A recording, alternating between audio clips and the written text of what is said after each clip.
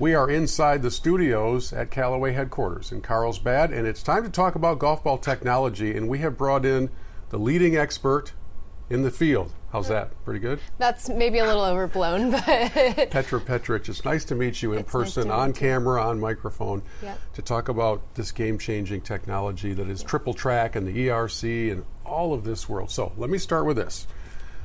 What's a nice girl like you doing in the golf ball business like this? That's a good question.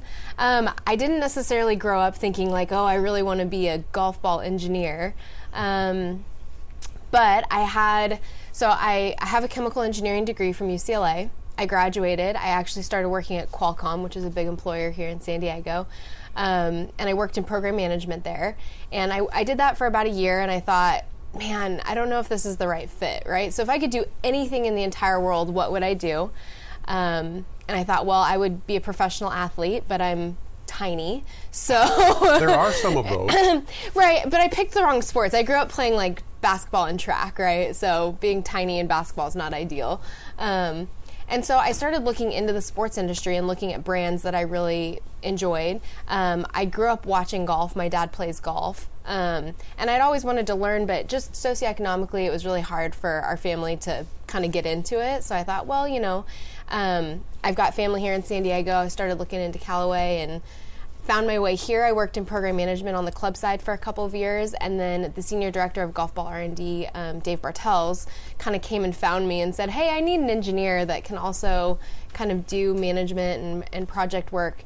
So he kind of plucked me out of program management, and that's how I ended up in Golf Ball R&D. So. Well, when you make that switch from where you were to where you are, there's a bit of a product learning curve. Maybe you already knew how all the numbers crunched together. Yeah. What was the biggest challenge in learning the golf world?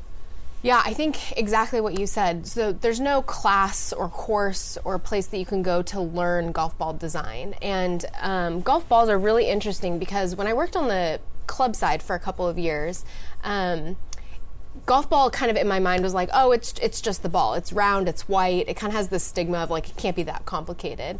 But what's really interesting was when I ended up on the ball side, I started realizing how many variables go into a golf ball. And I kind of joke nowadays, like, you have no idea how many ways there are to screw up a golf ball until you work in golf ball. Or until you hit one poorly. Yeah, exactly. There are so many failure modes that you could really like get into.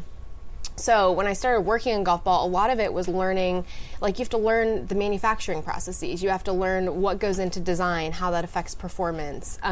Golf balls are really interesting because in school I studied semiconductor chip manufacturing. Well, who didn't? Yeah, exactly. That's pretty common. Hey. So what's interesting is like to build up a chip, you're building it in layers. And a golf ball is actually similar in that you're building it in layers, but you're building it from the inside out. And it's really interesting because chip design, there's a bottom and a top, right? There's the part that you're actually connecting to, and then something that's just kind of the back. For a golf ball, it's a 360-degree part. There's nowhere to hide anything, right? It has to be concentric. It has to be, basically every piece and layer has to be homogeneous, and it will give you the performance you're looking for, but you know, any of that gets kind of messed up and performance can kind of go out the window. And yet, interestingly enough, in the world of Callaway's golf balls, one of the most talked about features isn't on the inside, it's on the outside. Yeah. So this would be what would seem to be a very simple concept when we talk about triple track technology, and yet I can't get enough of it. I love having that visual guidance system on my golf ball. What took us so long to get to that place? Because it seems simple. In golf, it's really interesting, right? Because just with any industry, to kind of understand like the voice of the customer, there's kind of two ways to do research and development, right? One is you listen to what people are asking for and you put what they're asking for into a product. The second is you project or predict what people would really enjoy and like, and then you do that, right? So I always think of like in the car industry, they had that one car where you could like kick it with your foot and the back door would open, and you're thinking like, why didn't they do that sooner, right? No one has hands when you're trying to get into the trunk, right? I think in golf ball, something with like alignment aids, I think for a long time, people were just drawing their own alignment on there. And it was a very personal thing, right? Some people liked alignment aids, some people didn't like alignment aids. So there was always internal debate around if we were to make that standard on a product, would it deter anybody from trying it or purchasing it? And I think that through the process of finding Triple Track, seeing the benefit that it had for a golfer, and doing some actual research around like whether or not it would deter people from purchasing the product, we felt really confident moving forward that there was a lot of interest for people that said, hey, I've never tried an alignment aid, but I would really like to. There are people who say, I use an alignment aid and I would love for it to just be present. And then for the people that were really like, I just really don't think that that's where I would want to go with my product, we intentionally designed the ball to where there was like a white space on it. So that if someone really wanted to try the product without having Triple Track get in the way, they could still do that as well. Okay, let's go inside the ball for the last couple of minutes. Sure. We have the Chrome Soft, we have the ERC Soft. What's the best way you can explain the difference to those of us who are not rocket scientists? Sure, yeah. So one of the primary differences and one of the ways to categorize golf ball is what is on the cover of the golf ball.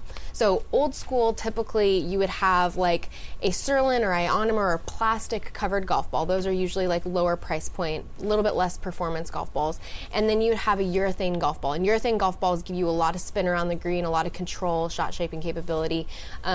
I would have to double check, but I would put money on the fact that 100% of the people playing on tour are using urethane covered golf balls. That's the premium product.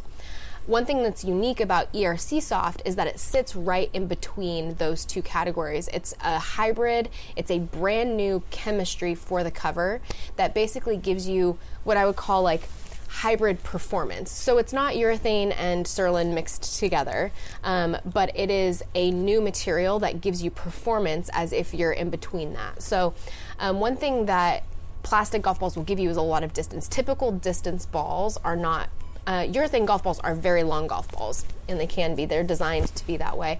But in like historical past, you'd put something like a very firm cover on it, and it would give you a lot of distance. So Chrome Soft is a urethane premium tour level golf ball.